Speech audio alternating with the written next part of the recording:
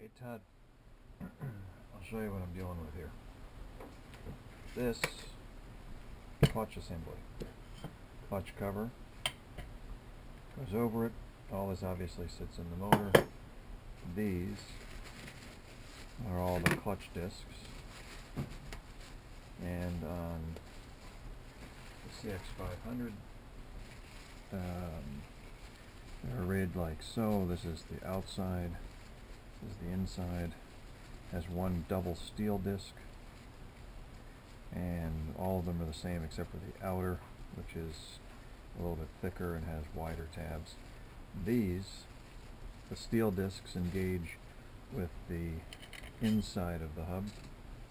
Fiber discs engage with the fingers in the cage. And all of these are still within service limits, although I think I'll replace them because they're probably 20 years old.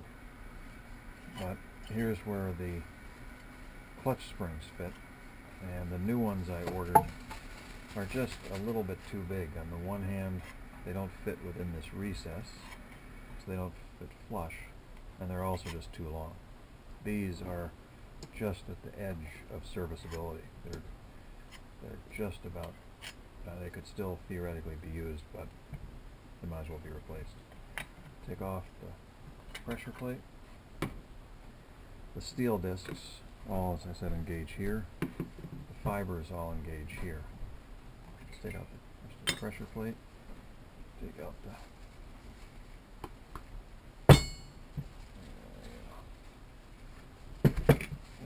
sleeve. And here, the direction of rotation is like this. And so what you end up with are all of these teeth where they engage the fingers on the fiber discs have worn little tiny notches, barely perceptible notches into the fingers of the cage.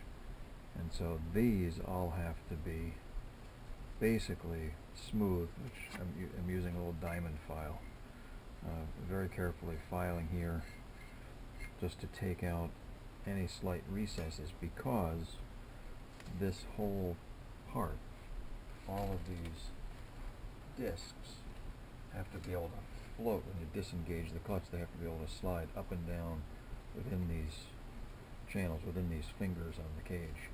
And if there are little tiny indentations here, the clutch fibers can bind on those and the clutch won't fully engage, at least not as easily. So for example, if a clutch fiber fits in like so, it has to be able, all of them have to be able to slide up and down without any interference. And to the extent that there are little tiny divots here where these fibers have engaged the fingers on the basket, they'll impede the easy movement of the entire clutch. So all of these have to be dressed, each one of these surfaces dressed, very lightly filed. That's a tedious process, so I'm doing that to start with. And then this business, clutch cover, I've already given this a couple of passes on the grinder. I'll show you that in a minute. And it looks pretty good on the camera, but you look at it, there's pitting here. It was horribly discolored.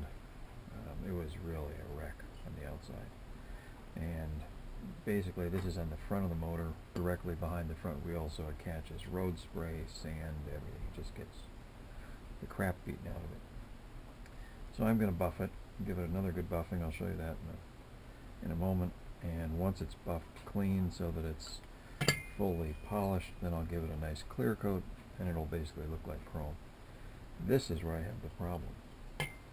This is the lever arm that activates the clutch, and it's got a retaining spring over here, of course, and a piston that goes in the middle, so that when you pull on the clutch cable, it moves the little piston out. That presses down on all of the springs, takes the pressure off the clutch, and allows the transmission to be disengaged. So, and this is a piece of hardened steel. it rides on little roller bearings here and here, both pressed in. On this end, there is an oil seal, and that oil seal is a rigid part. It looks like this. Somewhere here, there's a new one, right here. And it's hard. It's actually got a piece of metal inside it. And it has a backwards facing lip that is supposed to prevent oil from weeping along the shaft and coming out the side. Well, it's old, it's not dry, but it's 35 years old, and it allows oil to weep out, so you get a little bit of oil on the side of the clutch cover. I'm worried that it might also let a little bit of moisture in here, and although it's probably not enough to make a difference, I don't like it. I experimented trying to pull this thing out, and it's not going to happen. If I try to put a rod through here, which I did, I took a threaded rod and put basically a socket that fit exactly in this space. Try to compress it. Not yet. It won't go. It'll just, I'm afraid that what I'm going to do is end up deforming the edge of the clutch cover. So rather than even fiddle around with this and risk damaging that needle bearing, which I can't replace, what I'm going to do is take this other oil seal. It will, since the seal as it exists is recessed, I can fit it right over the top of this one. It stands proud of the cover just a little bit, but I can press it in. We're going to epoxy it in place. Then, when I put this in, I'll actually have the two seals working together, and since this, when it's in normal operation, has about 2.5 millimeters of clearance from the cover anyway, I think I'm good to go. And so rather than try to dismantle the whole thing, I think that's a more elegant solution. It's a double seal, and it'll work. So, I'll show you how to clean this stuff up and the tool you need. These are the best tools in the shop.